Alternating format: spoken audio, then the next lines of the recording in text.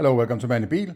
I want to take a little time to respond to a series of comment from a listener, viewer of mine on my channel, particular on the video I named Bernardo Kastrup explains that his metaphysics is baloney. And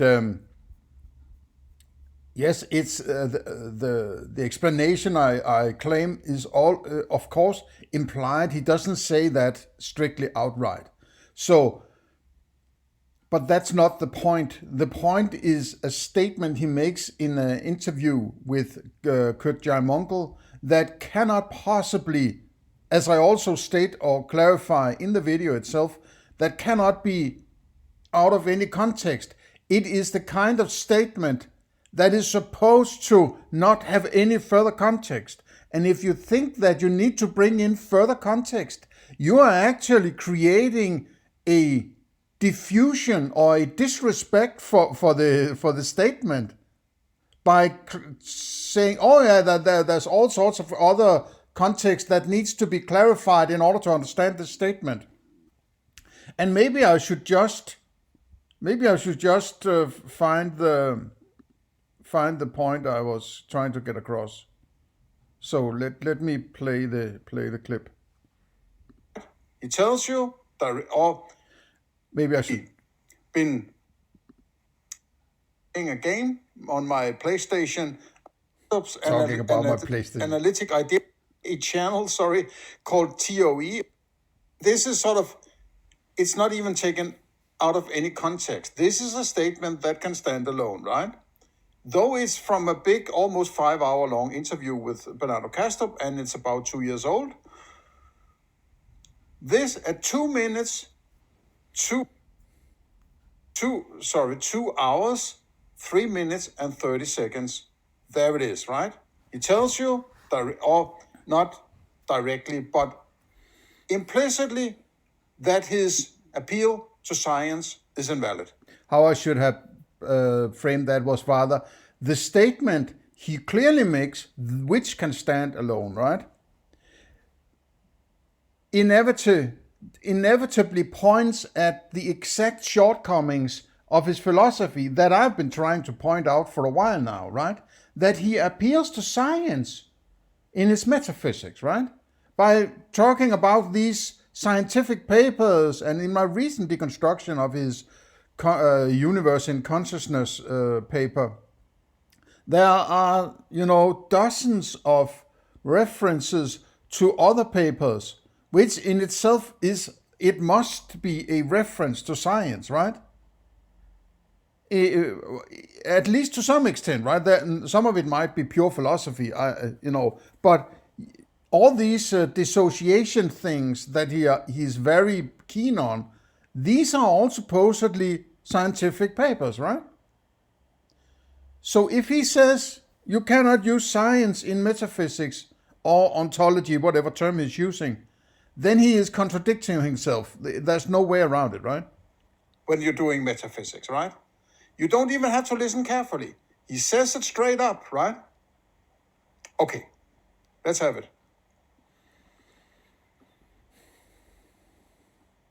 If you understand that science cannot settle metaphysical questions, then science cannot settle metaphysical questions, right? That is the same as saying science is, you should keep science away from metaphysics, right? Now you might say, okay, but he just says settle. That doesn't mean you can't bring it in. But when you bring it in, you can bring it in to some extent, and you only have to finish it using philosophy. I guess you could, if you wanted to be a sophist about it, right? You could, you can bring it in, but you have to finish off using philosophy. So you're not settling on your metaphysics using science. You're just getting to the point where you can settle it, and then you stop being scientific about it, and then you finish off using philosophy. I guess you could argue that that's what he's saying, come to think of it. But that's ridiculous, right? That's ridiculous. That is sort of a way of creating sort of a fluffy idea of what is entailed in science. I have tried to clarify that very strongly in my recent videos, that you cannot use science in metaphysics for the simple reason that you need metaphysics and epistemology, in my opinion, in order to do science, right? You cannot start doing science correctly. I guess you can if somebody told you that I have been doing the philosophy, now I'm going to tell you to do this, and that would be science because I have clarified what it means to do science. But you wouldn't know it as the one performing it then, right? You are just doing what you're told. And that's the whole point of my philosophy, is being told is not philosophy, right? So it's about, you cannot trust that somebody else has done the thinking, and you're just adapting their orders, and then you're following that philosophy, right? That's not how you do it.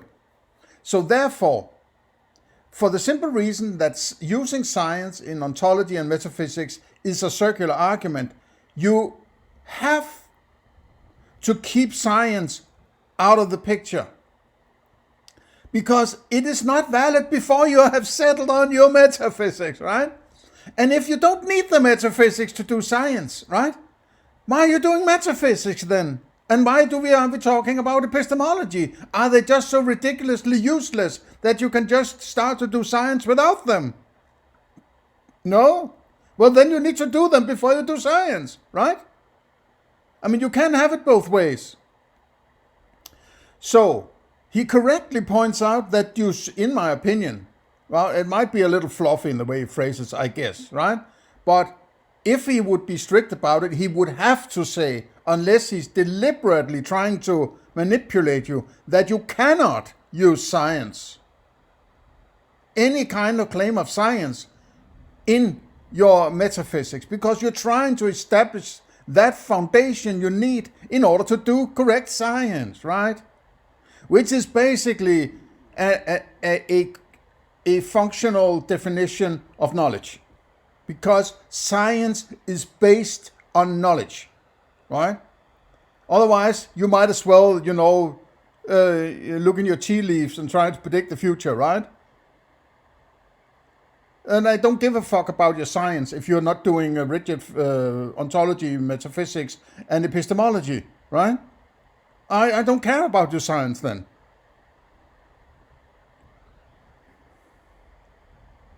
And what criteria do you have to judge which metaphysical hypothesis is superior?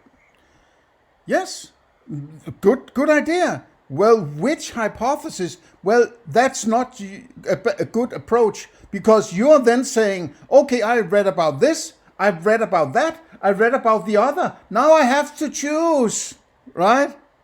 It's sort of the academic way I have been told. I have been going to this university for 5 years, and I've heard about 15 different metaphysics. Now I have to figure out which one is right.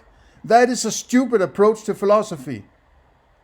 You start from the ground floor, right? How do you get to the ground floor? Well, some kind of Cartesian doubt might be in place, right? I would advise that, but you find your own, right? You find the ground floor. Okay, find the, also known as a reduction base or something similar, right? Descartes said, I think, therefore I am. That was his ground floor, right? And I am basically on board with that. And then you work from there. But you can't just make shit up out of the blue, right? Everything, the next step you're creating from your reduction base has to be directly related back to your reduction base. Otherwise, why the fuck would you need a reduction base then, right? And then you keep going until you have the philosophy you need. This is the way you do philosophy. You don't read 17 books about the history of philosophy and then list the 25 different kinds of ontology that has been, claimed during history, and then you're trying to figure out which one is right. Then you might actually do that incorrect assumption that you can bring in some sort of science to decide it, right? Or that you come up with a scientific notion of, what if it is this? And then I try to find some science that could possibly refute it. And if I can't refute it, then it must be okay. That is stupid philosophy. It's actually not philosophy. It's attempting to use a scientific approach to philosophy, which doesn't work either, because for the same kind of circular reasoning, right? So, enough of that. Let me go down to the comments, which was the actual, and Mr. Cash Globe wrote a comment here, and I might read out loud, I think. Okay. He writes 22 hours ago, "This is such a typical quoting out of context fallacy." No, it is exactly not a out of context fallacy. Just because there are other shit stated in an interview, right, doesn't mean that any part of that interview is then taken out of context. Yes, it might be taken out of context, but this statement I just presented to you, now I don't remember the exact phrasing, but you shouldn't finalize, well, what was it? I forget the exact statement, but you cannot finalize your metaphysics. Hang on a sec. You cannot finalize your metaphysics using science, right? And I'm paraphrasing, sorry for that, I can't remember the exact quote. But which is actually a fluffy way of saying, which is another point, criticism of Bernardo Kastrup may be right, that you shouldn't and you cannot, it's invalid to appeal to any kind of science in a metaphysics/ontology, because that's the ground floor. It's like trying to build the roof of a house without the rest, right? You're saying, yeah, I'm building the roof now, and there are no walls, and there may be half a foundation, something like. You can't do that. It doesn't work. If you could bring science into ontology, it would be the same as saying I can build the roof of a house without the rest of the house. Okay, I guess the roof will then be on the floor, right? But then it's not a roof, right? Oh. This is such a typical quoting out of context. No, it's not a typical. It's actually a correct quoting in a complete context. I don't know even what a term would be. It's a correct context quote, because he says you cannot do this, and he's generalizing all aspects in the statement, so it's not taken out of context, right? Please understand that. Show the full clip. What clip? It's a 5-hour long interview, right? And this is also one of these cases where if something is, you can use fallacy. Claiming a fallacy it's almost like a fallacy, right? It's like claiming a fallacy that actually isn't a fallacy, and therefore try to divert away from and diminish the correctness of some kind of statement. I am absolutely convinced this is not taken out of context, right? Because there is no further context, right? That if you sit and talk to, let me try to, and you talk about dogs, let's say, I'm just coming up with something here, right? You're talking with your friends, and you're talking about dogs, and sitting there eating your coffee, having your biscuits or whatever, right? And you talk about dogs for half an hour, and then you state dogs have ears. And then you keep talking about dogs and maybe dogs' ears and so on, right? Then that statement alone, dogs have ears, is not taken out of context, because there is no further context. It is a standalone statement, right? Dogs have ears. You don't need the rest to understand it. It's generalized in the sense that dogs meaning all dogs, right? And dogs have ears is all dogs have ears, right? There is no further context needed, and it is the same kind of thing here, right? Okay, it's slightly more abstract in the sense that we are doing metaphysics, but it's not fundamentally different in the understanding of the statement. Okay, enough of that. Nothing you claimed follows from this part of the interview. I'm not claiming it's Mr. Bernardo that claims something, right? I'm just taking that statement out of the other part of the interview because it's a standalone statement. You cannot do this when you're doing metaphysics, right? That's what he says. But you don't want it to be that straight up. You want it to be dependent on other various unspecified little statements here, there, and everywhere, right? He's simply saying that because science cannot ultimately settle metaphysical questions, we also need to assess metaphysical worldviews in other ways, such as internal. Oh, yeah, then you're just regurgitating all the talking points of Bernardo Kastrup. Internal consistency, parsimony, explanatory power. Why are you not finishing it, right? Can ultimately settle. Okay, so you can use science a little bit, but you cannot finalize your metaphysics with science, right? So he wants to have his cake and eat it too, right? No, science is based on knowledge, right? You have to understand this, and that's not necessarily talking to Cash Globe. But if you're following traditional ways of doing philosophy, which I adhere to, right? There are used particular terms like truth and knowledge and ethics and morality and ontology and so on, right? Which is sort of a particular kind of language, and that entails particular kinds of thinking maybe, right? Or at least some avenues you need to go down and clarify various shit in order to at least point out whether or not it's necessary to do it, right? So there's I am adhering adhering somewhat to conventional kinds of notions of philosophy, you could say, right? I guess you could come up with your complete own philosophy. It might not be very understandable by other people because what kind of language would you use? And that's also one of the limitations of philosophy, right? But it's sort of this, I know that there was this, 100 years ago, there was a famous Indian mathematician, Ramanujan, I think he lived in, was it Bertrand Russell in Cambridge or Oxford? One of these big Eton, one of these big universities in England, right? And he was from the colonies of India, right? And he was completely out of left field, but he had so many mathematical crazy ideas that it has taken the legacy of his has been divulged, digested by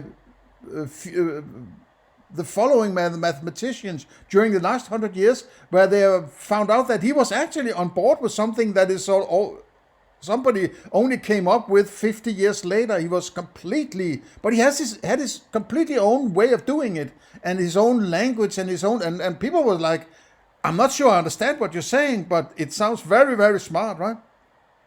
And he could come up with he found all sorts of mathematical shit that was, I suppose, was already settled. So they understood this guy is fucking smart, right?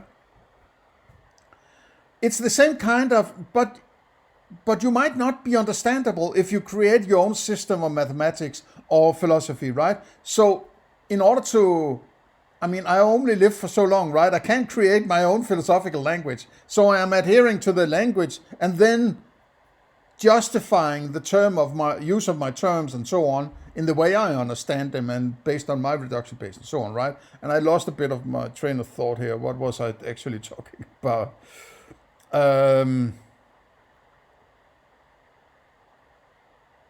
Never mind then. Okay. We also need to, there's this we, right? There's no we in philosophy. There is no we.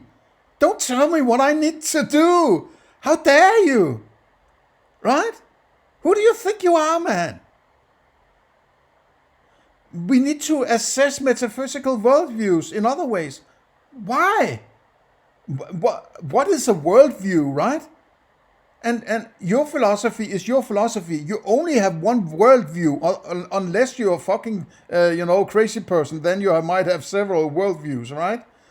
If you want to frame it like a worldview, but I would rather call it an ontology, because as you might have realized, You only have access to your own experience, right? So that world you might be talking about is some imagined world that is outside your own experience, right? And that's where you have to be fucking careful, because you can't let the understanding of an outside world tell you whether or not there is an outside world, right?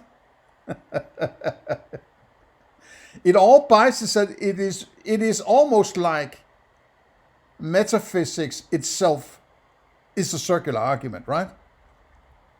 Be very careful. Such as internal consistency and parsimony.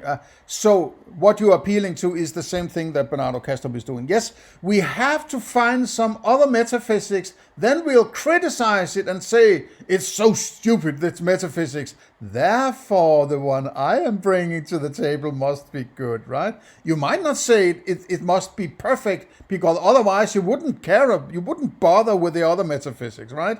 But you want to bring something along that is slightly less stupid than these very stupid metaphysics over there, right? So it's all about just convincing people that you might be onto something, right? It's just about hiring the lower echelons of human beings, right? So to say, something like that, right? His appeal to DID, which I think is meant to be dissociative identity disorder, for his metaphysics is appealing to nature's behavior.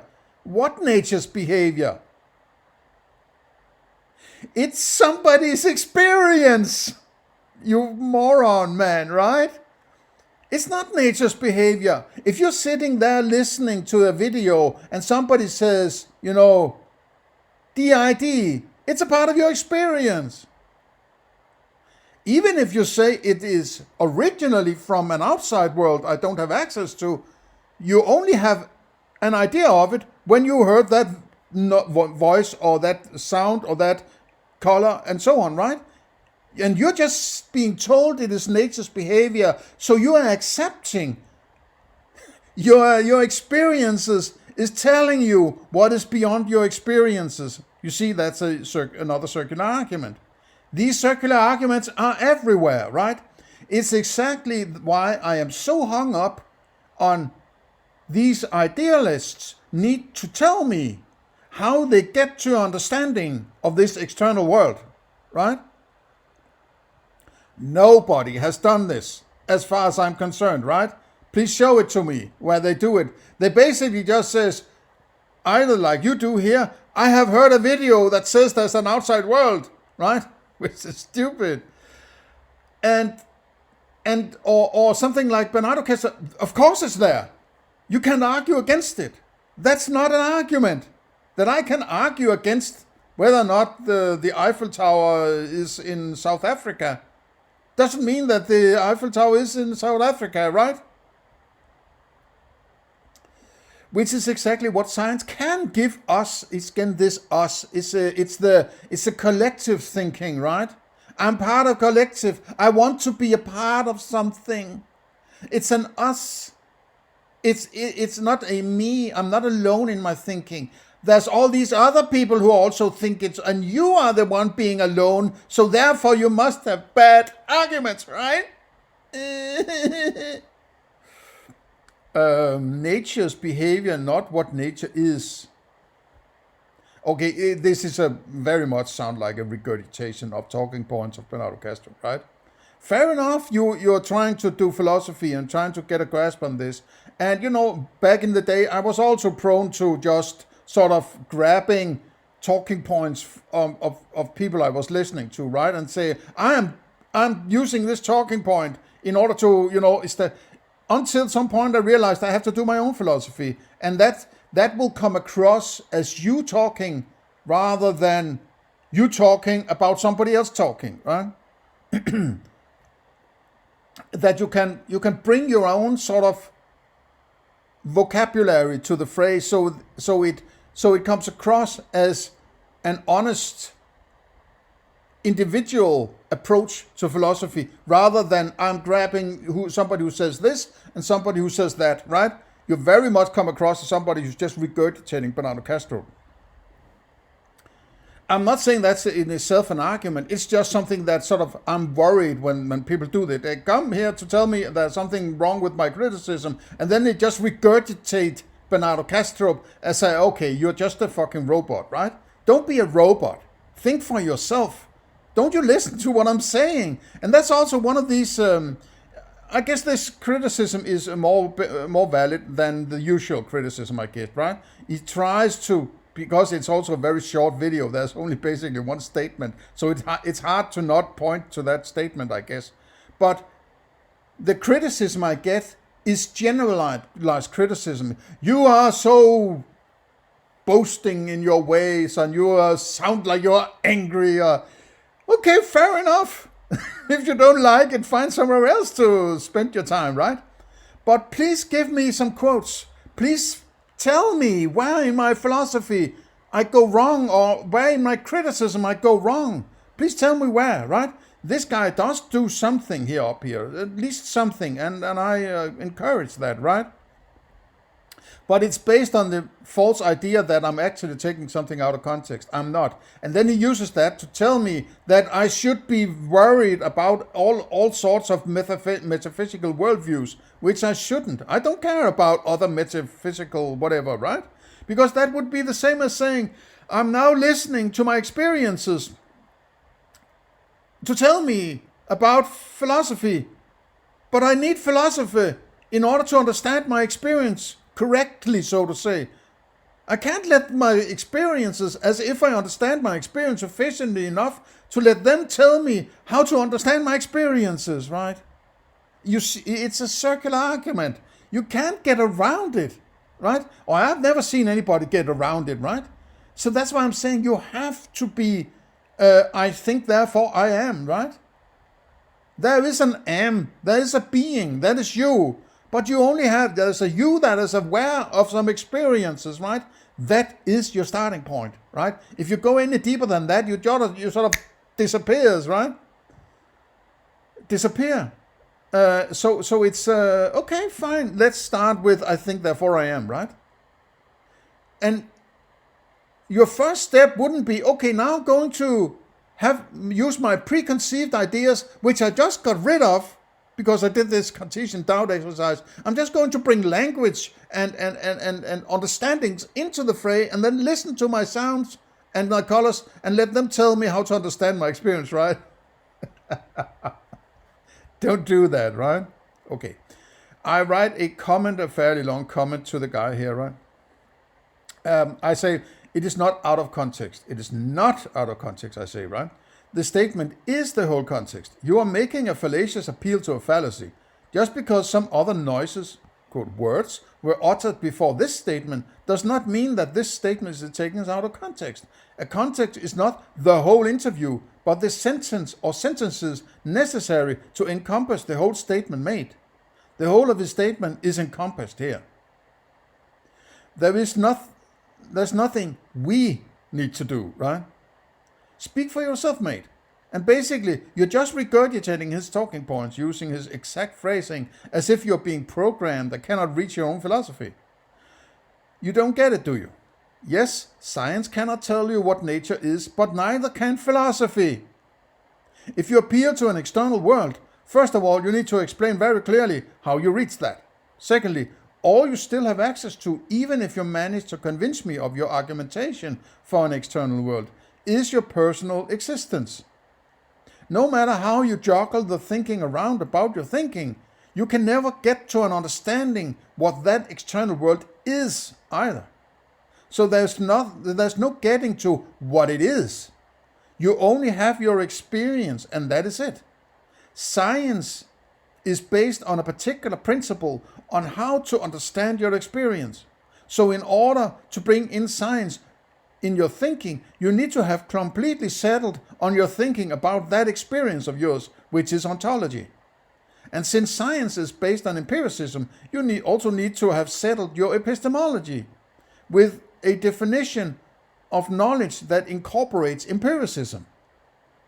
All this philosophy, ontology, and epistemology needs to be settled before you can do science. So it should be obvious to anyone that you cannot use science to validate your ontology or metaphysics and epistemology. The begging the question fallacy is so huge that it seems some people cannot see the forest for the trees, right? The idea of science and philosophy has become two separate worlds where no, I'm using science. It's no, I'm using philosophy, while philosophy is actually foundational for science. It should be kind of obvious, right? Because it's a kind of thinking, or there's some kind of thinking behind what you're doing when you're doing science.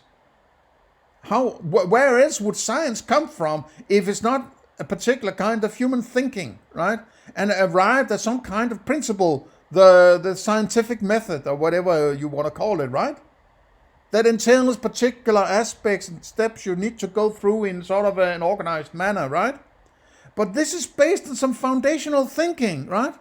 It's not just somebody, I hope not, right? Somebody came up with one day, I think you should do this when you do science. Done, right? There must be some underlying structure or aspects of thinking that necessarily leads to this way of describing the world or predicting the world or predicting your future experiences in that world you claim to be a representation of an outside world, right? I'm screwing around with the terms here, I think, but you know what I mean, right? Okay. Obsessed. That is your interpretation. If you don't like my videos, avoid them. At the same time, Bernardo Kastrup must also seem obsessed to you. All he can talk about is mind and ripples, and have done so in a dozen books and countless articles and videos during a decade or so.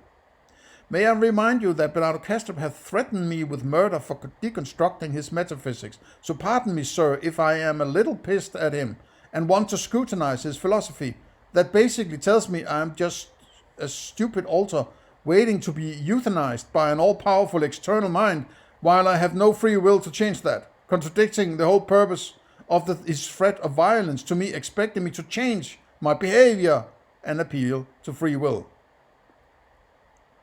Okay, then Mr. Cash Globe comes with a very, very, very, very long response here, right?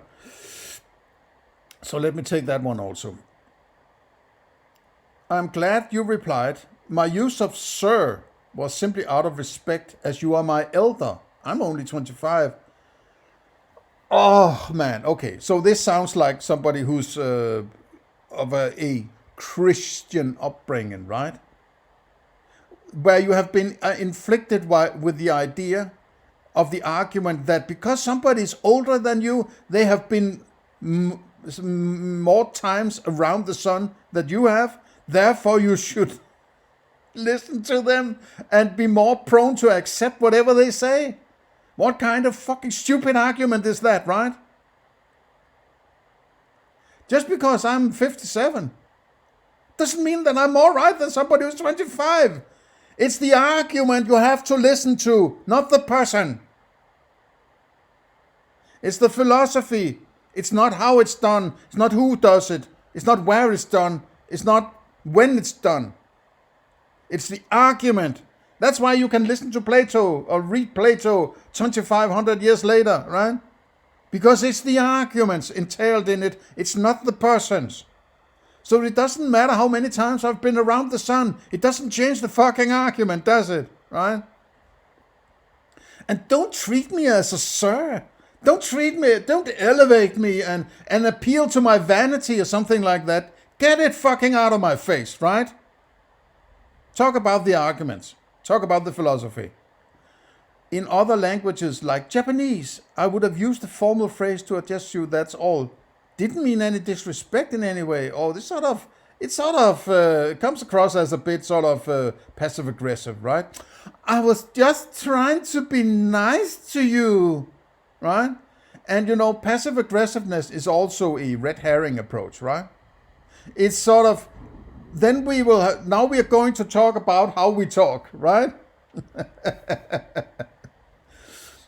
I actually meant it out of respect. I don't like addressing people by their fake YouTube name, right?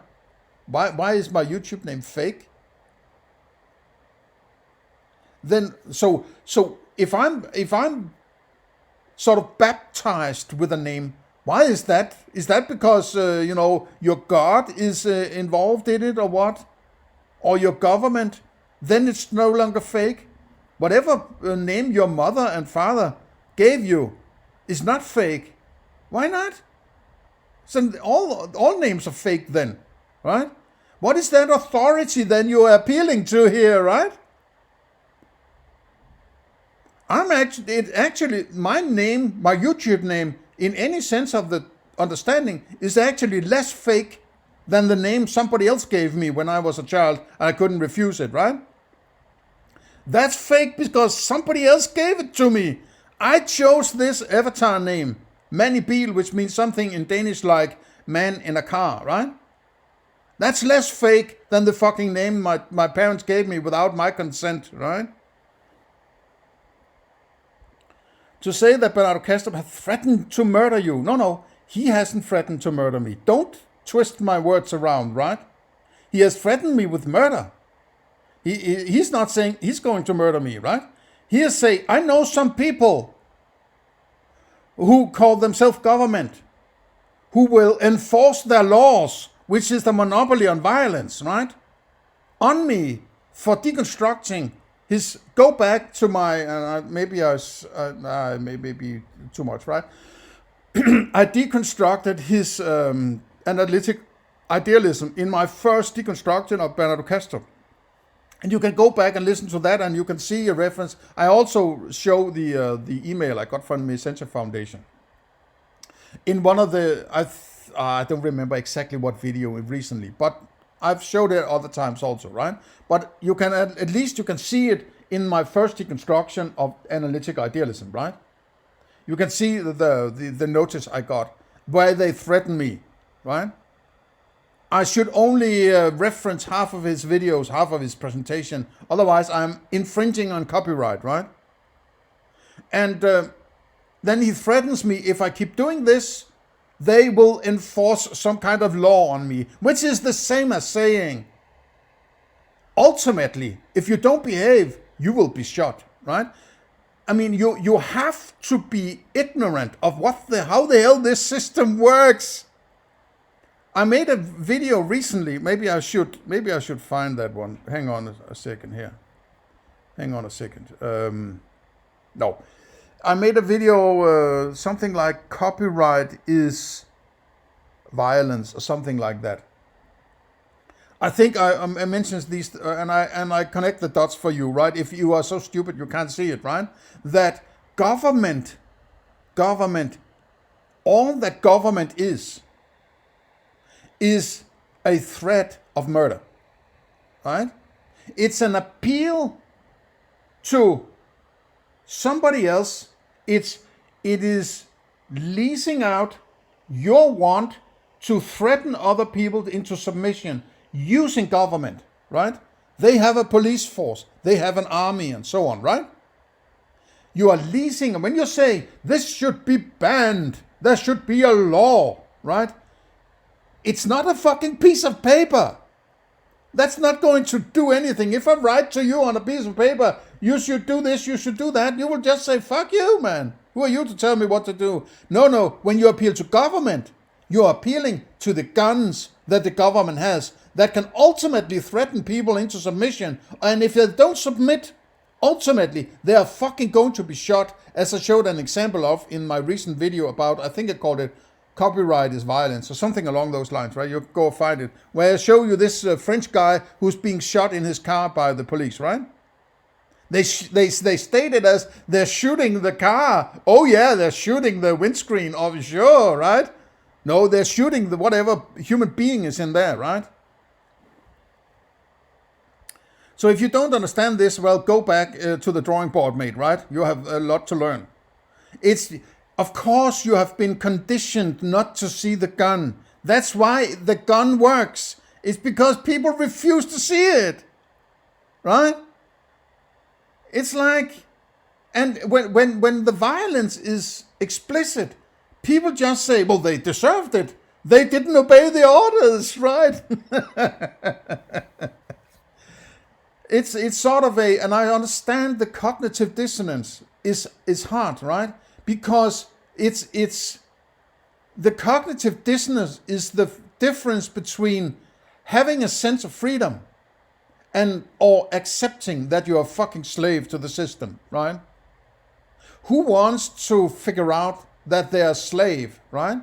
So they would rather switch the cognitive dissonance into, of course I'm free, there's no gun, right? Right.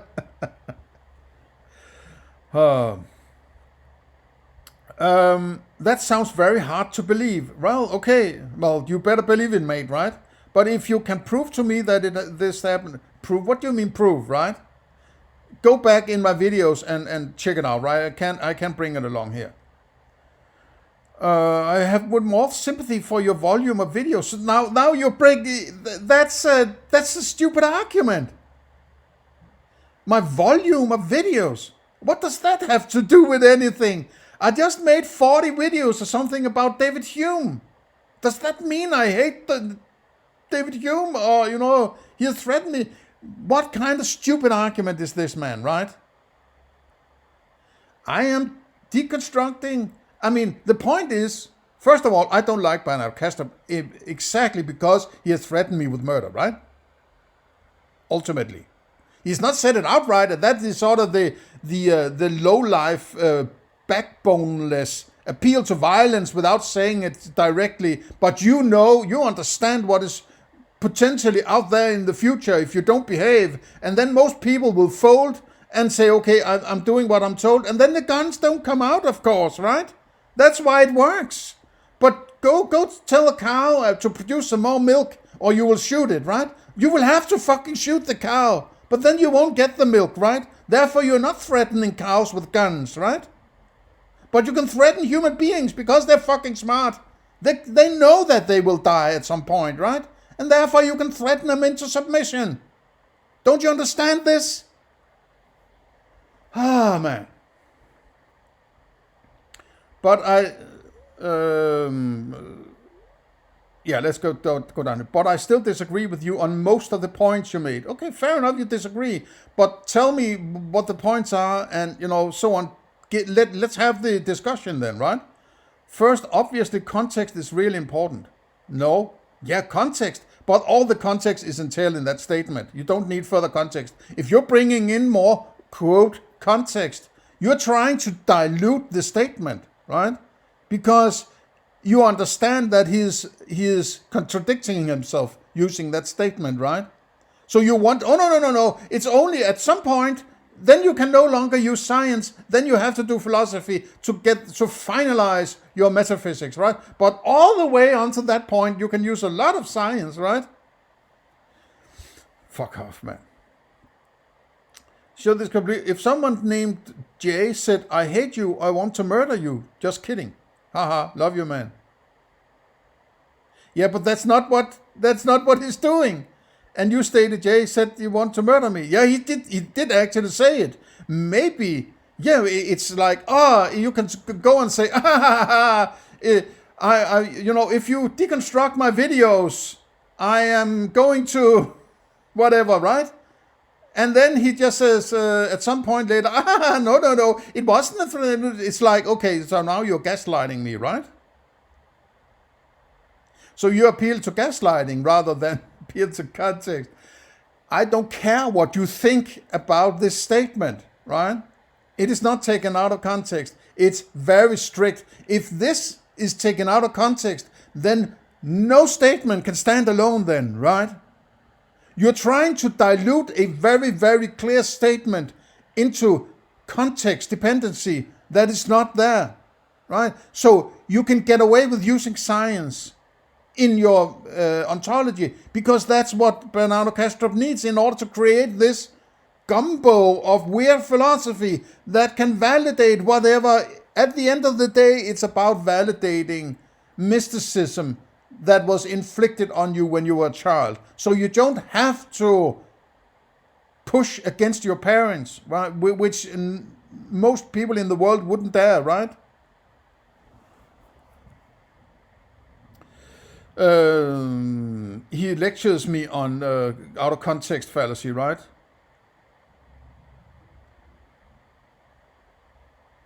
So this isn't the appeal to fallacy. It's just a fallacy you made.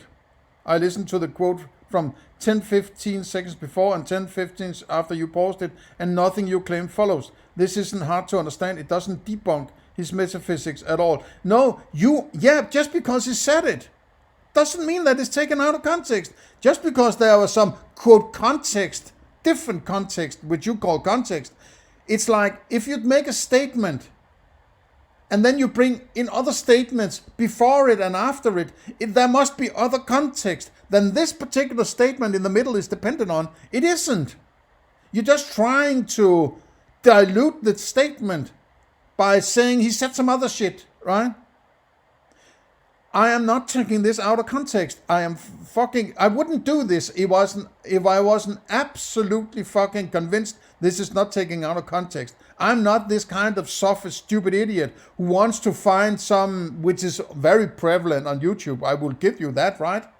But this is fucking statement that is not taken out of context. If you realize that your metaphysics cannot be validated by science, you are saying that you cannot bring science into your metaphysics or your ontology, right? It cannot be settled. Well, even if you bring in science a little bit in the start, you're reaching a validation that is dependent on science. So you are validating using science. So you cannot bring science in at all, right? It's like saying you cannot use dog turds in your pizza, right? To finalize your pizza. But then you bring in dog turds in the tomato sauce, but you finalize it with mozzarella and basil or whatever you use, and say, no, I finalized it without dog turds, so now it's sort of perfect pizza. No, you did use some fucking dog turds in the tomato sauce, right? So in order to make good pizza, you have to get rid of the dog turds, right? Oh man. This isn't hard to understand. Okay, you're lecturing me, right? Okay, so I'm too stupid to understand that this is taken out of context, right? Or you're just so wedded to this philosophy of his that you see what you want to see, right? You are pushing away the criticism because this is what you have become, a narcissistic supply of his, right?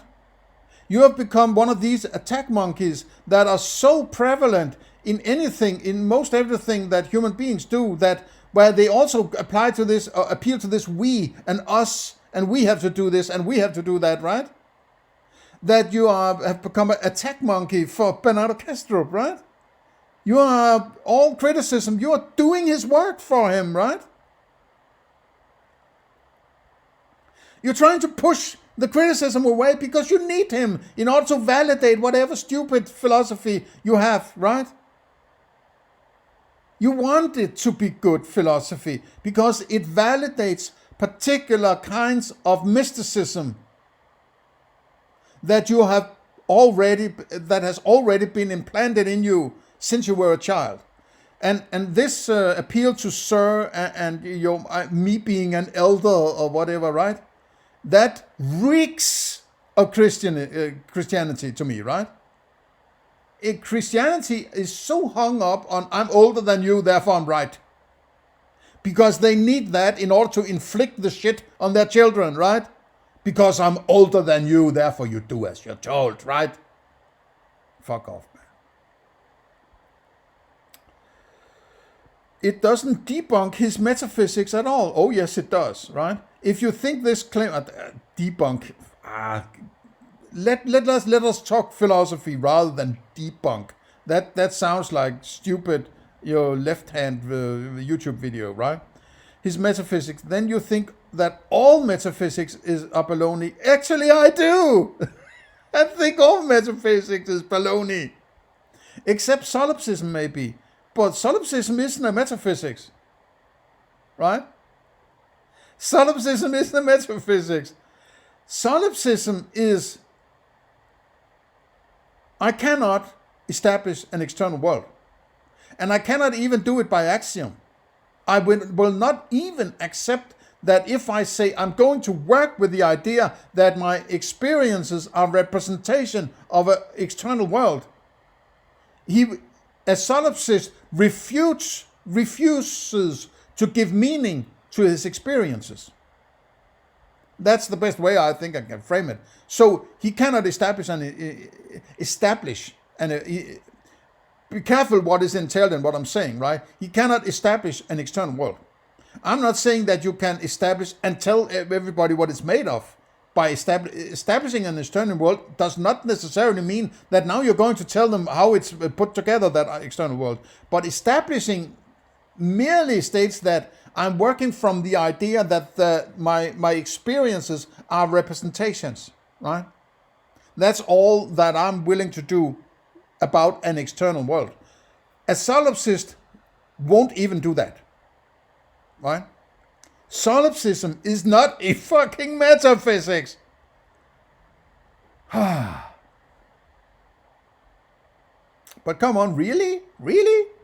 He is simply stating that metaphysical truths, there are no metaphysical truths.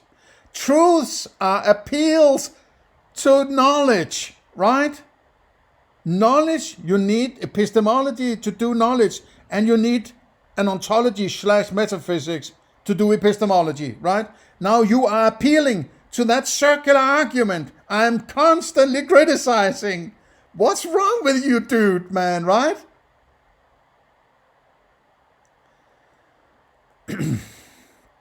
Cannot be proven.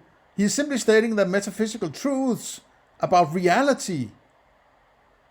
So now you're bringing in the metaphysical and truth and reality and science in one sentence, right? I can work with that kind of level of, and that's also one of the weak points of Bernardo Kastrup. He's very meticulous in the start, and then all of a sudden there's both, metaphysics, truth, reality, and science in one sentence, right? And the statement about what is possible within the same sentence, right? Give me a fucking break. I'm not buying that, right? That's it. That's it done. I've done it. Right?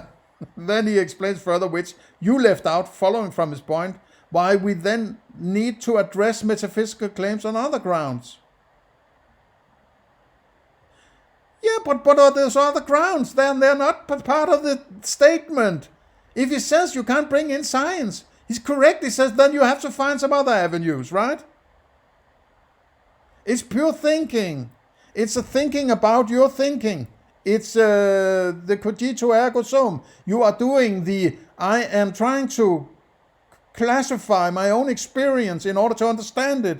And how do I approach my experience, right? There are some foundational thinkings you need to do. And I'm just pointing out bad reasoning in somebody else's thinking.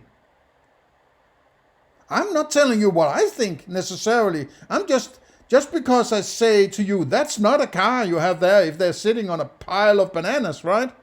And it's not like, okay, so you have your own, right? So you think you have a better metaphysics, right? No, I didn't say that. I'm just saying whatever you're doing there is not what you claim you're doing, right? Okay. Every single metaphysical worldview throughout the history of science and philosophy has made appeals to science. That's a fallacious statement, dude, right? You need to fucking read up on fallacies here, right? Just because somebody has done things all through history doesn't make it so, right? Yes, every parent is slapping their kids. In my city, all the parents are beating their kids, so therefore you should beat your kids, right? Along with appeals to logic, reason, experience, because certain scientific facts seem to point to certain metaphysics. No, it doesn't. No, it doesn't. And that's what Bernardo Kastrup also says. I mean, it's sort of, you want to be philosophically strict, but you want to have your cake and eat it too, right? You want to say, no, science cannot prove metaphysics, but I can sort of bring a little science in and then just finalize it. I can bring in a few dog turds in the tomato sauce, but I'm finalizing it with the best mozzarella you have, right? So therefore there's no dog turds, or therefore it's a good pizza, right? Yes, ultimately all we have, there's still this we. No, you have to say all you have is your experience, which points to what idealism? No, it doesn't.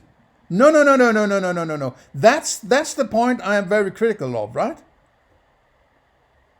If there's something that all you have is experience doesn't point to is idealism, it's the exact opposite. It doesn't point to an external world, which is the part of idealism, right?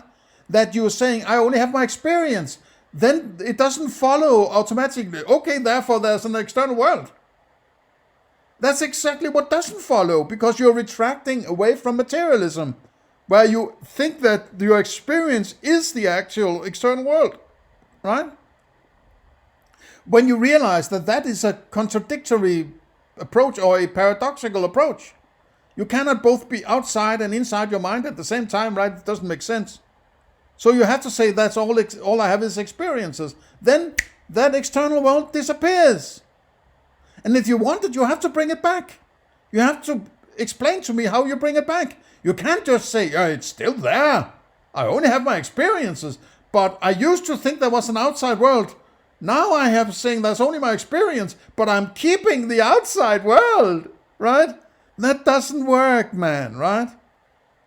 And unless you are a solipsist, no. I'm not a solipsist. Otherwise, I wouldn't possibly be sitting here trying to talk to you, right? If you're actually out there, right? You're just an experience in my part of my experience. You are an interpretation of my experiences. But let me put it this way. When you do good, rigid, Cartesian doubt exercises about your experience, when you're trying to figure out, okay, you say, how do I get a grasp on this, right? If I just, wipe the board clean, so to say, right? Say, how do I approach this? Well, maybe I should take one apple at a time and figure out how I get to this. It's more like all these interpretations I have, all these prejudices and preconceived notions and preconceived understandings of science and metaphysics and everything. If I check out how did I get to it, I realize that I didn't do the philosophy in order to validate whatever it is I'm talking about at the moment. So I get rid of it. And then you do that exercise with everything. What you possibly will realize, if you're good at doing it, you will end up in, I think, therefore I am, or something along those lines, very close to, right? That you are aware of some experiences, and that's all you have. You have the awareness, and you have those experiences that you are aware of, right? So there's this sort of, you are viewing the movie, right? And calling it a movie is too much. That's also, how do I know it's a movie? Well, how do I get to that? Well, I was told it was a movie. Okay, get rid of it, right? So colors, sounds, tastes, and awareness of them. That's the starting point, right? That is solipsist, because there's no appeal to in I think, therefore I am. There is no appeal to an external world. And I'm completely on board with Descartes on that. I might not be on board with whatever he comes up with following this when he starts to rebuild the ontology of his, right? But it's a good starting point. It's as good as any, in my opinion, right? You might find something that is better. Please enlighten me, right? But there is what I'm getting to is that there's no appeal to an external world in that statement. And if you're doing some good reduction there, right, you will get to a reduction base that is devoid of an external world. That would be my claim. You have to, at some point, get rid of that external world. If you don't do that, you're not a good philosopher. And if you get rid of that external world and you get to something like, I think, therefore I am, you have to be fucking clear with me about how you get that external world back, right?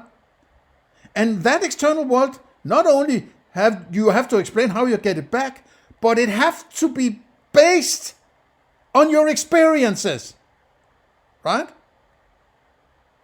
It somehow has to be based on your experiences, because that would be your reduction base. All I hear is you can't argue against it.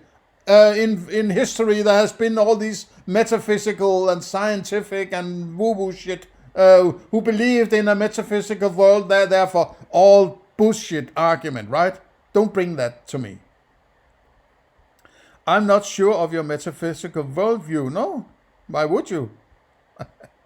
I don't have a metaphysical worldview, right? By imagining you're a materialist. No, I'm not. Don't imagine, right? Why don't you ask me then, right? Don't imagine shit. You know, I'm fine. I guess I am okay with that. But I'm going to refute it now, right? I'm not a materialist. It's stupid. Materialism is stupid, right?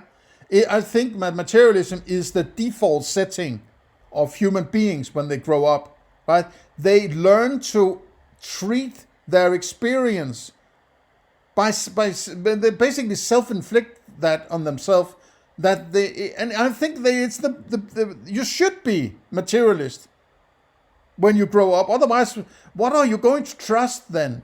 You only have your experiences, so you're going to trust that they work as if they are an external world.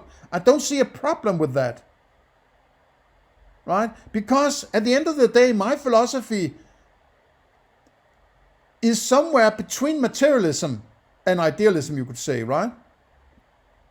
And I don't like the term idealism because that's an appeal to metaphysics, a realm beyond my experiences. But it's more complicated than that, right?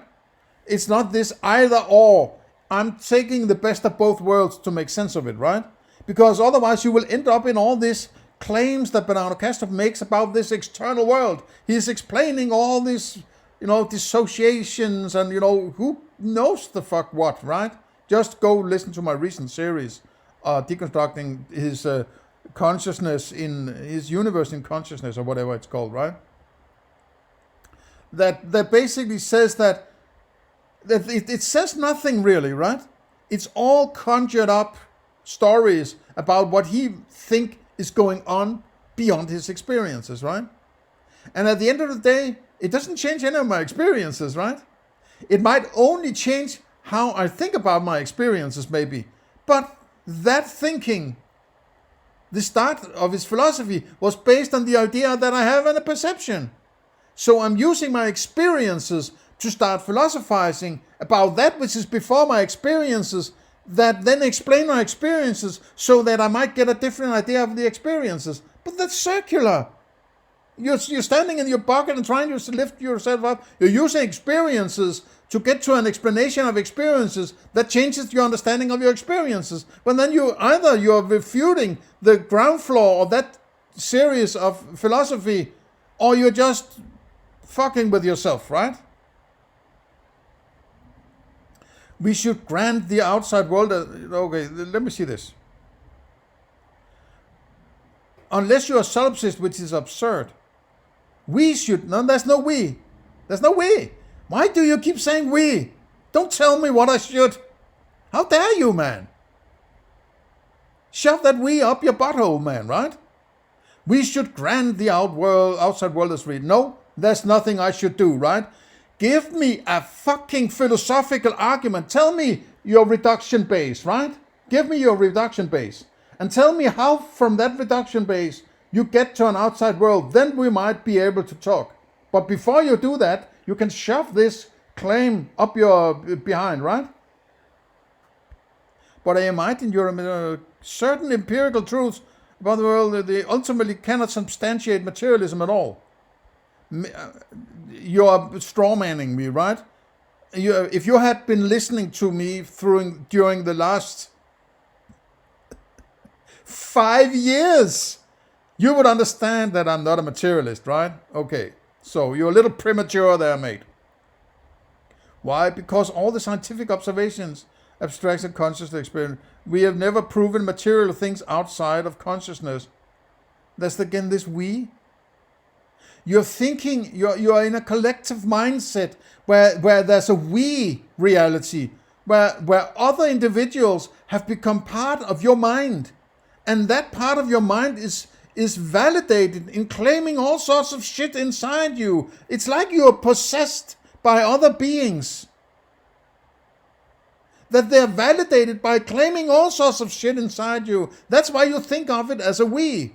Start to think of yourself as an I. Right?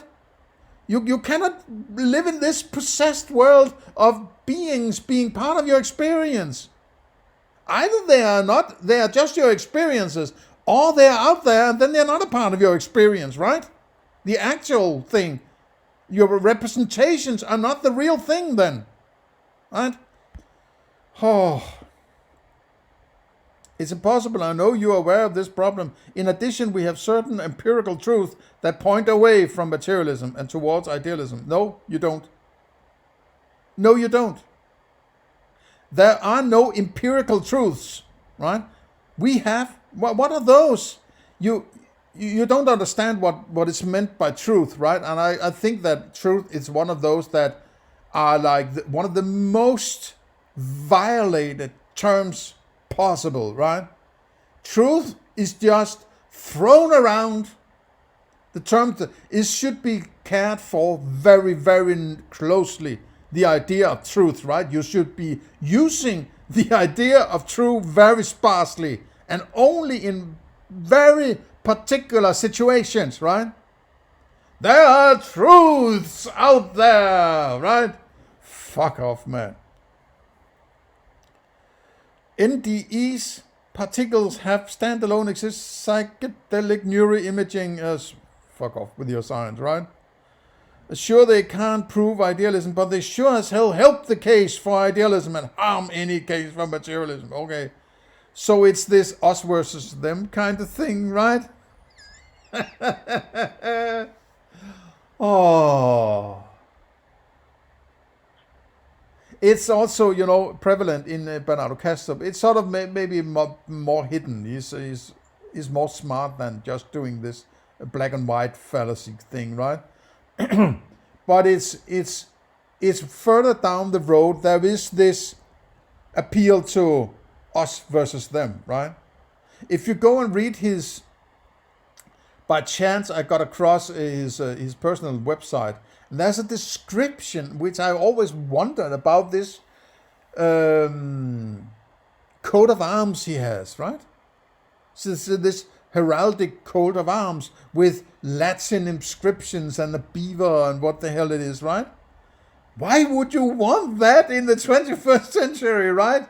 Unless you think you are living in the Middle Ages or something like that. It all smells like Illuminati to me, right?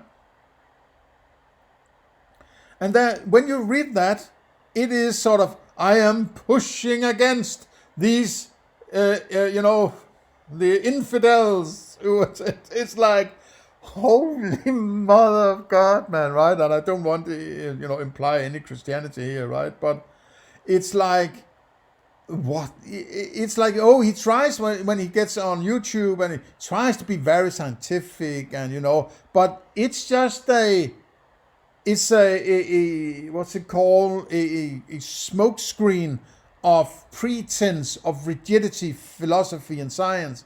Underneath that, it is ripe.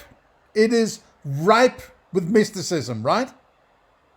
He knows that he's not going to get far with mysticism alone. He has to cloak it in philosophy and science, but he wants to, as quickly as possible, get away from direct experiences.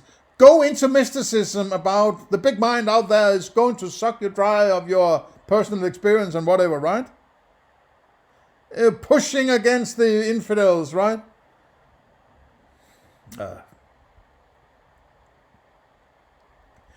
Dear, we can reason that idealism could be true. I don't care what could be true. In fact, idealism cannot be true. Idealism is not something that can be true, right? Be very careful when you use the term true, right? Because true is a reference to knowledge. Idealism has to be settled, right?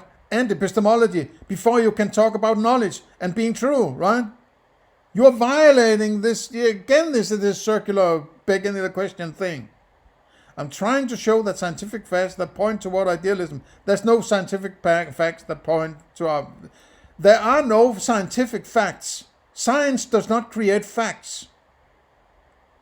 You have to understand, you don't, let me put it this way, you don't understand what science is actually doing.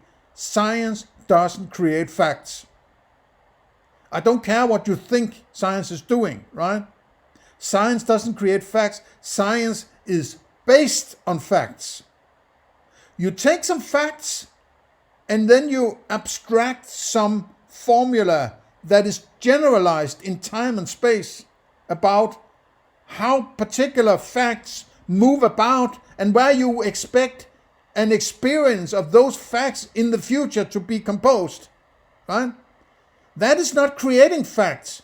That is, science is predicting how facts or potential expectation of facts in the future will be composed. But again, this is all beyond the point at hand. The fact that empirical scientific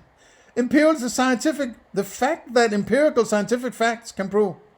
So a fact can be a fact, right? Listen to the stupidity of this, right? The fact that empirical scientific facts. I know this sort of the loose everyday language and so on. You screw up in a comment and so on. Okay, but sometimes you need to be fucking clear about how you phrase yourself, right? Can't prove metaphysics. Facts cannot prove anything.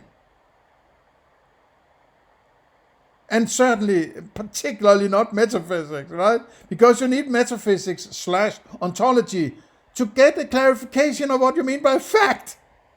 And fact is an appeal to knowledge, man. You have no clue what the fuck you're doing, right? You're as ignorant as most of the other followers of Bernardo Kastrup, and including Bernardo Kastrup is, right? They want Bernardo Kastrup because he connects the dots to Christianity and Buddhism and Islam and God knows what kind of mysticism, right? He connects those dots. They don't give a fuck about facts and science and so on, right? What they want is the conclusion that is God, right? The mind at large equals God.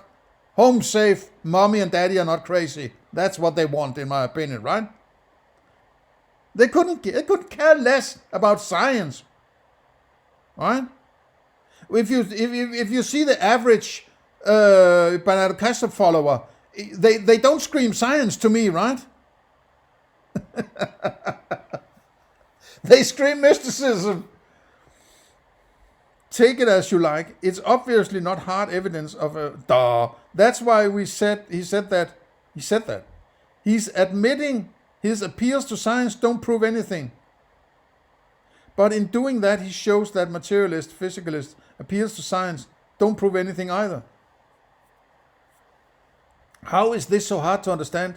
His claims go way beyond... No, but I'm just pointing out that's what he says.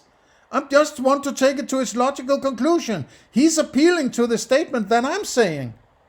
You cannot, must not, and should not use science because it's presuppositional. It presupposes that you have settled in metaphysics and epistemology when you're using science. There's no way around it, right? Honestly, I have worked in science in the best understanding, at least in some understanding of the term, right? For all my life. From I was in the early, I have been good at doing science and math and physics and chemistry and so on for, going on 40 years, man, right? It's not like I don't understand what the fuck you're doing when you're doing science. So that's why I have this Humean approach to philosophy, because what Hume actually was good at is saying, okay, you want to use science in philosophy, let's do it then, right? Let's do science in philosophy. When you appeal to science, there's certain rules you have to follow, right?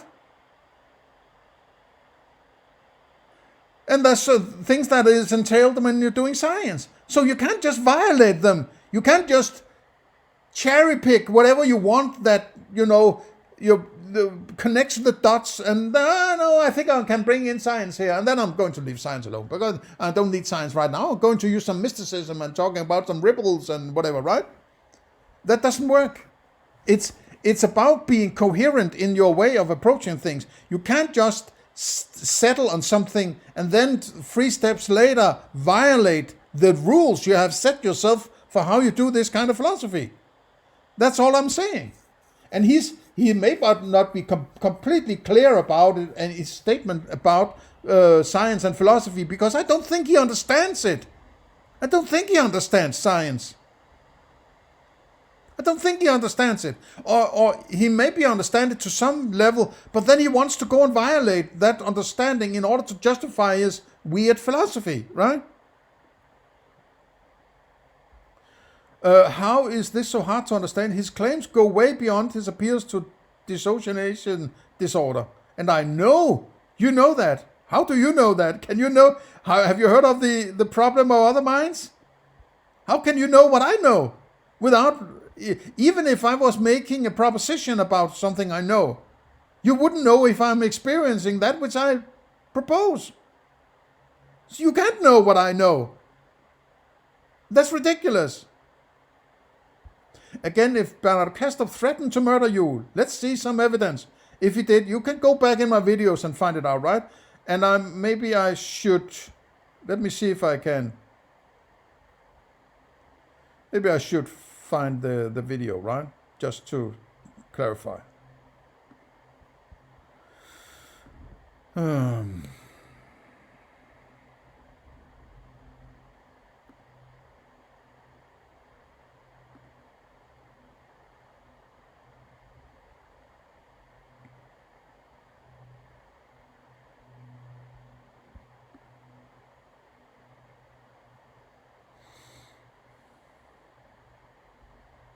This may take a few seconds to get through. There.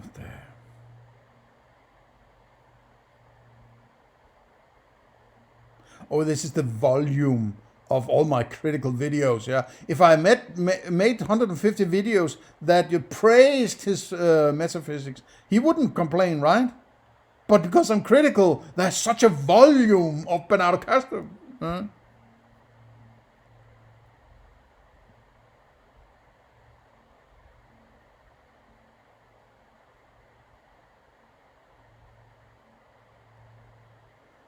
Copyright and the monopoly on violence, right? Okay.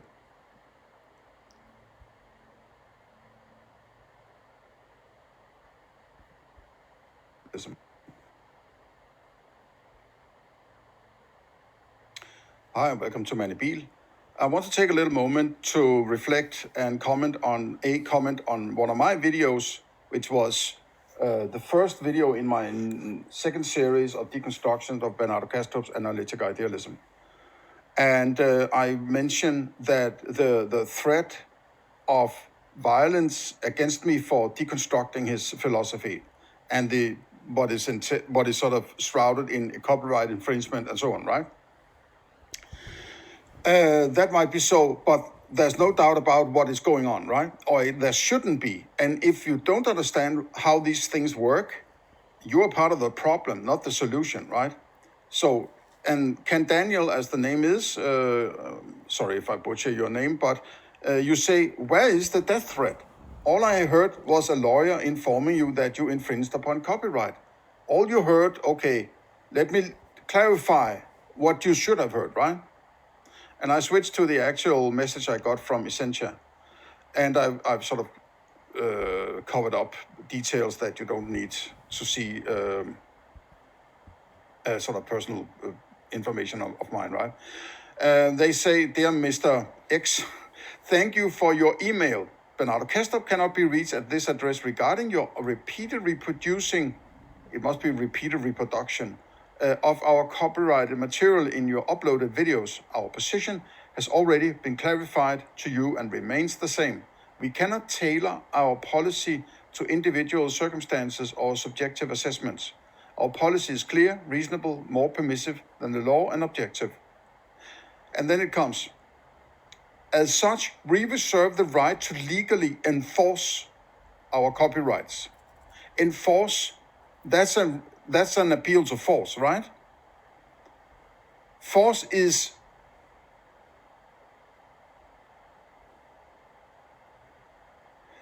how should you put it in a metaphysical or physical manner, right? Inflicting some kind of action upon a person that is based on force, right? And force is in Newtonian fashion, matter acting upon other matter, and that other matter would be me as a person, right? So it cannot be said any clearer without saying it directly, right? Okay. As per the applicable laws, right, laws are nothing but an opinion enforced with a gun, right? I have the opinion that these people should be treated like this if they do this, right? And what are inflicted through laws is enforcement of violence, right? A law is just somebody saying, if you do this, we are going to inflict violence on you, right? And we are going to keep inflicting violence unto you either submit or you're dead, right? You have to understand that's what's going on. Otherwise, you're completely willfully ignorant about how this kind of shit works, right? As per applicable laws, at a time and manner of our choosing, you persist on this infringement and your own risk. Okay, and that risk they're referring to, that's the threat of murder, right? And to make this even more clear, let me show you a clip here by a guy called Barack Obama. The core of our military's relationship to the nation and how accountability is structured. I think you are privatizing something that is what essentially sets a nation state apart, which is the monopoly on violence. And if you want to see it in full blown effect, then I can show you this video, which is a recent one that has been circling around the news recently in France. If I can get it rolling.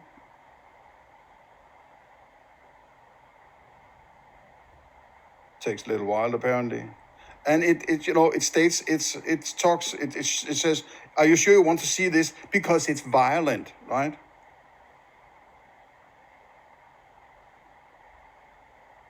And the title is from NBC News. Video shows the moment a French police officer opens fire on car as it drives away. Now, I might want to, before we see this clip, why is he firing on the car? Right? Or is he firing on the person? Why is he not saying, why are they not saying where a French police officer murders another human being, right? No, he opens fire on a car. He's not fucking shooting the car, is he, right? He doesn't think that the car is dangerous. He thinks possibly that whatever human being is in there is dangerous, right? So this is also how linguistically all this violence that is built into the system is covered up always. It's never mentioned, right? It's never mentioned.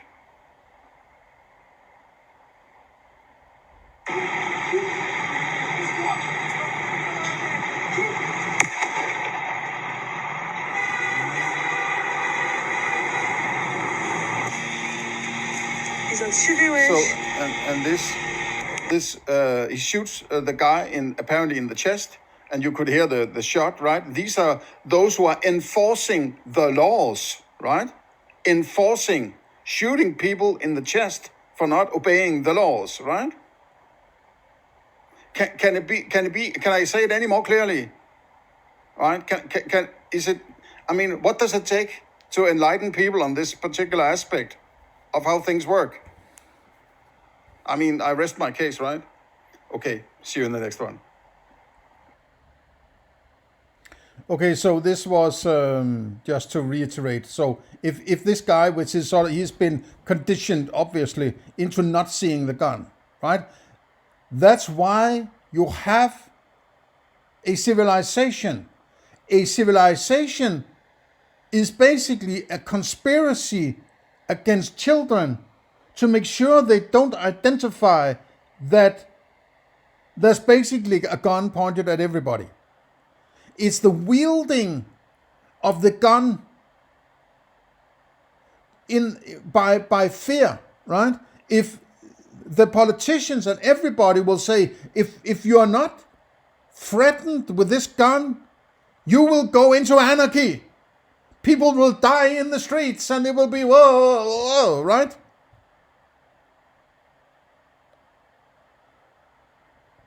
That's why we need the gun, to make sure that there's it would be the same as saying that if, you know, when you wake up in the morning, you're sort of, sometimes you're a little confused, and where the hell am I?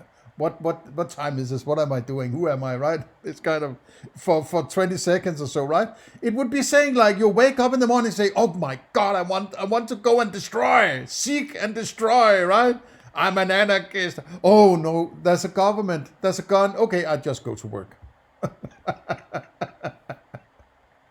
That's ridiculous, right? In fact, I would say you would have, if there wasn't this appeal to guns, which is sort of inflicted into children, to accept it while they think that it isn't there. It's sort of a very, very strange cognitive dissonance, right? That it keeps being there. It keeps being there because people refuse to see it. Because waking up, being red-pilled, and understanding this is what is going on is the same as finding out you have been fucking manipulated and conditioned and be gaslighted and bullied and so on for all your life in order to become this way, right? Who wants to find that out? They are all of a sudden outside that we. Then they're all of a sudden an individual, right? Ooh, we don't like that, right? We don't like that. Also, why all the beef with idealism? All the beef? Maybe because it's fucking stupid and it's badly argued. Give me the fucking arguments. Don't just say, well, there are people who believe in idealisms and an external world, so therefore there's an external world. It's a stupid argument, right? I've pointed to it very clearly here that you need to go for a reduction base of some kind. Otherwise, you're just farting in the wind. There's no anchor point of your philosophy anywhere. So in order for me to take your philosophy seriously, you need to tell me about your reduction base, right? Otherwise, we cannot agree because we are philosophizing left and right, right? That reduction base, my claim would be, you will always end up in a place where you had to ditch that external world. Obviously, because you don't experience it, right? And you're clarifying your experiences, but you want to keep it along. You want to bring it along that external world as if you're supposed to do that. And you can just do that without any clarification. It doesn't work for me, right? And I have seen not even an approach to any good argumentation about that external world from any idealist, right? I understand that materialists work from that is sort of built into the system of their understanding, so they don't have to clarify that external world, and they think it's there already, right? So I basically have more patience with materialists who don't go into all these harebrained schemes about, you know, mind at large that sucks you dry of your mental logbook or something like that. They are focused on what they can experience. I'm much more comfortable with that than this harebrained, mystic bullshit that is just based on presupposition, apparently, right? It actually makes a lot of sense. It could totally be wrong, and that's fine. Or it could be wrong. Well, then it's not good philosophy if it could be wrong, right? I mean, where could it be wrong? Give me a pointer, right? This could be a freaking simulation. Who knows? Oh. Also, you don't have to buy into BK's idealism. There are tons of other idealists out there that you could contend with. Okay, I could. Well, thank you for the lecture, mate, right? Thank you for the lecture. Why don't you spend a little time on my videos here, right? And go deeper, right? You obviously haven't even gone back a couple of weeks or a month or so in my series of videos and try to figure out what I'm all about before you start to lecture me, right? So this is a very lecturing kind of approach he has, right? And this is sort of, I get this notion from people who have been brainwashed themselves. They extend the same kind of at one point he says, oh no, you're an elder. I'm just 25, I don't know shit. But now I'm going to lecture you, right? Oh, man. I'm getting a little, it's been 90 minutes now, right? So I'm getting a little tired of this discussion here, right? I think I have, there's enough to go on here, right?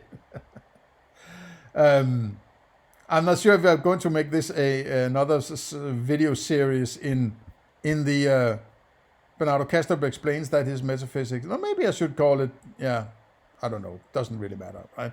But let's stay with that. Please share, like, and subscribe. Thank you for coming this far. Please subscribe to my channel and help me get across. If you want this kind of philosophy to be exposed or exposed, well, what would exposed? Freudian slip.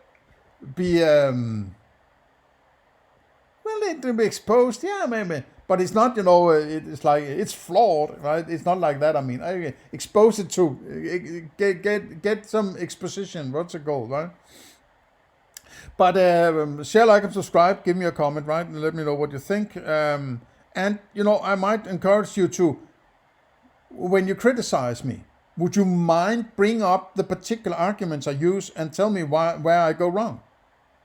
Don't do this, please. These overarching, you could do this kind of metaphysics over there, but there are other metaphysics there. There are tons of idealists you could look into. Fuck off, you, man, right? I mean, what a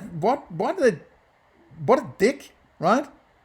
It's like saying, you said something about the metaphysics I like. Now I'm going to tell you, yeah, it could be wrong, it could be right, and there's science, sometimes science, and some other times there's no science, and then there's the other idealist you could take if you don't like this idealism, but you have to be an idealist because I'm an idealist.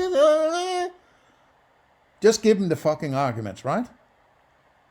If you want to be a philosopher, show me your reduction base. You might want to enlighten me on how you do the reduction. What's your approach? What's your algorithm, or whatever you want to call it, right? What's your meta thinking there, right? How do you do a reduction? What do you end up with? And what are you doing with that reduction base? Because that should be the anchor point of your philosophy. If you're making some kind of reduction base, but then you let it go and just go into all sorts of abstractions at your whim, then why the hell would I want your philosophy? Because it's not anchored in anything that we can agree upon. It's about agreement. It's not about you telling me that is how it is, right? I don't buy any of that authoritarian philosophy. Because philosophy, as I keep saying, is about you thinking about your experience. See you in the next one.